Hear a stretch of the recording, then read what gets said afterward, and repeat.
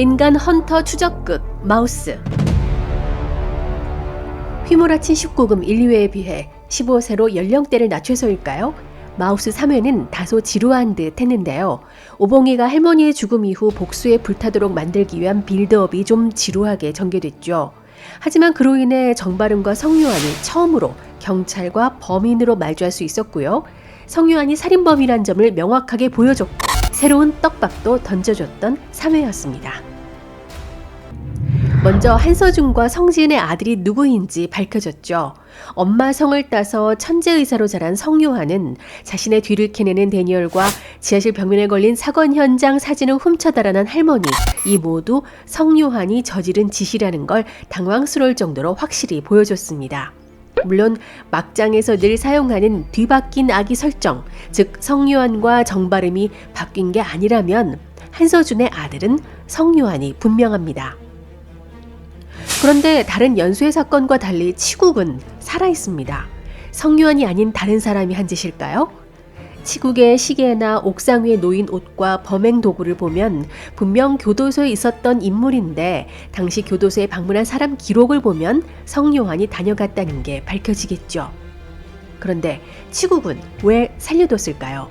그리고 왜 보란듯이 지붕에 옷과 범행 도구를 전시했을까요? 구치소에 있는 한서준에게 알리기 위해서라고 생각합니다. 당신 때문에 난 이렇게 자랐다. 그런 시위랄까요? 드라마는 이렇게 대놓고 한서준의 아들로 성요한을 보여줍니다. 아직 많은 회차가 남았음에도 초반에 성요한의 범행을 밝힌 건 앞으로 보여줄 게 많고 새로운 이야기가 계속 펼쳐질 것이기 때문이겠죠. 벌써 4회 예고편에서 프레데터가 사냥감을 납치해 고무치에게 게임을 제안하는데요. 프레데터가 던진 문제의 해답을 찾아내야 하는 고무치와 정바름이 고군분투하면서 사건마다 이기고 지는 상황이 반복돼 보여질 것 같습니다. 우선 3회의 떡밥, 최홍주와 성요한의 미묘한 관계를 들여다볼 필요가 있겠습니다. 홍주는 고무치가 찾아달라 했던 한서준의 아들을 이미 찾았고 그를 집에 재울 정도로 가까운 사이입니다. 최홍주가 성요한을 찾았다는 건 자신과도 같은 고통을 받고 있을 한서준의 아들을 보호하기 위해서일 겁니다. 차홍주는 과거 송수정을 헤드헌터인 한서준에게 오도록 유인했던 그 아이였죠. 송수정이 송수호에게 주려고 했던 글로브를 집에 가져다 놓은 것을 보면 그 죄책감이 계속 남아있었을 겁니다. 최홍주는 아마 한서준의 숨겨진 딸이 아니었을까 추측해 봅니다. 아시다시피 한서준은 자식에 대한 애착이 강합니다. 자신과 같은 자식을 낳길 바랐던 한서준이 어떤 여인을 통해 딸을 얻었고 딸을 생산한 엄마는 헤드헌터가 하던 방식으로 버린 뒤 딸만 몰래 키워왔을지도 모릅니다. 한서준은 그 딸이 자신과 같은 괴물이길 바랬으며 범죄 현장까지 대동해서 짐승이 자식에게 사냥법을 가르치듯이 가르치려고 했을 것 같습니다. 딸이 아니라면 그 현장을 유인하고 목격한 아이를 한서준이 살려둘 리 없죠. 그러나 그 딸은 사이코패스가 아니었던 겁니다. 그래서 한서준은 성지은을 만나 아들을 얻으려 했던 것 같고요. 한서준이 갑자기 붙잡히고 혼자가 된 최홍주는 자신의 출생에 대해 꼭꼭 숨기고 살아왔고 범죄 사건의 탐사 다큐 PD가 되면서 죄책감을 씻어내려고 했을 겁니다. 그런데 고무치가 한서준의 아들을 찾아 되갚아주겠다는 말을 들은 최홍주는 자신과 같은 아버지를 둔 남동생이 고통을 받고 있을 거라는 걸 알고 그를 찾아내 서로 위로해왔던 게 아닐까 싶습니다. 그러면서 최홍주는 동시에 성요한이 본능을 억제하도록 계속 예의주시하면서 지켜줬을 것 같은데요.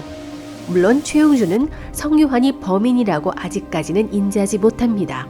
성요한이 무섭다며 최홍주에게 안기는 모습을 보면 최홍주 앞에서는 그가 안 그런 척 연기를 해왔던 것 같습니다.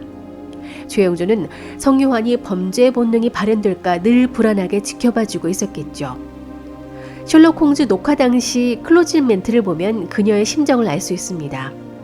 살인을 멈추게 해달라고 했던 조디악의 예를 들면서 범인이 조디악과 같은 부류라면 지금 우리의 도움을 간절히 원하고 있을지도 모른다고 얘기합니다.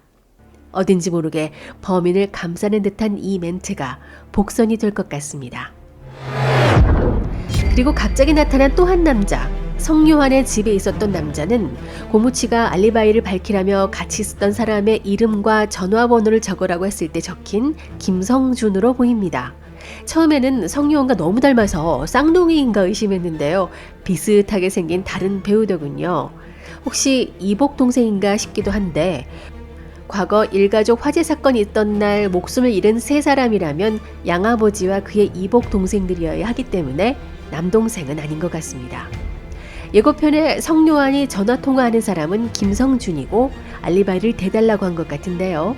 김성준은 성요한을 리스펙하는 인물로 성요한이 조종하거나 또는 성요한의 조력자로 범행에 도움을 주는 인물이거나 그를 위해 희생도 마다하지 않는 추종자로 보입니다. 앞으로 더 지켜봐야 할 것 같습니다.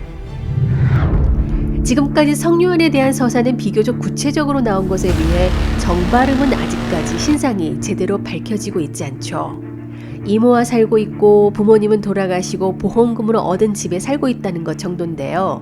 사진 속 엄마가 성지인과 함께 유전자 검사를 받았던 임신부인지 비슷한 것 같기도 한데 웃는 모습이라 정확하지가 않습니다. 어쨌든 지금까지 정발음은 좀 띨띨해도 말 그대로 바르고 반듯하게 살아온 것 같은데요.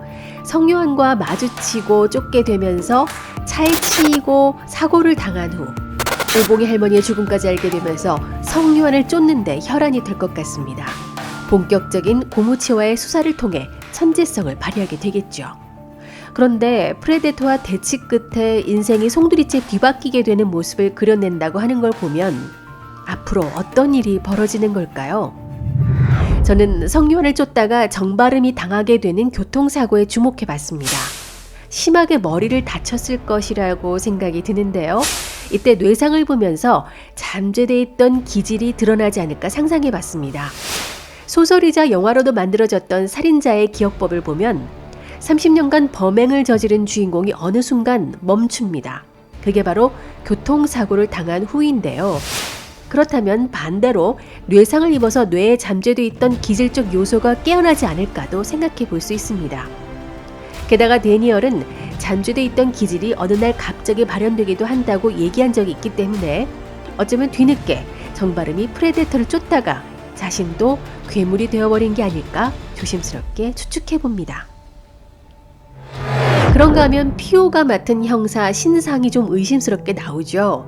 범죄 현장의 증거물을 어리버리하게 훼손하는 장면을 보면 일부러 증거를 은폐하려고 머리를 쓴 게 아닌가 싶기도 하고요. 또한 그로 인해 지방으로 전출됐는데 하필 그곳이 데니얼이 당한 곳입니다. 게다가 신상은 대권 후보를 아버지로 둔 낙하산이라는 인물 소개를 보면 25년 전 법안을 반대했던 위원장의 아들로 보입니다. 순진한 표정에 비해 여러 면에서 의심스러운 인물인데요. 시청자를 혼란스럽게 하기 위한 메커핀이 아닐까요? 오히려 프레데터에게 당할 소지가 보입니다. 어렵게 아이를 가진 위원장이 법안에 반대한 후 정혜리를 만났을 때 정혜리가 이런 얘기를 합니다. 잊지 마십시오. 태어날 그 아이가 범죄하는 세상에서 살 권리를 의원님께서 빼앗으셨다는 걸요. 거친 매력으로 연기의 정점을 보여주고 있는 고무치 이희준, 변신을 앞둔 정발음 이승기, 이 둘의 본격적인 공조를 기대해봅니다. 인간 헌터 추적극 마우스, 지금까지 윤 작자였습니다.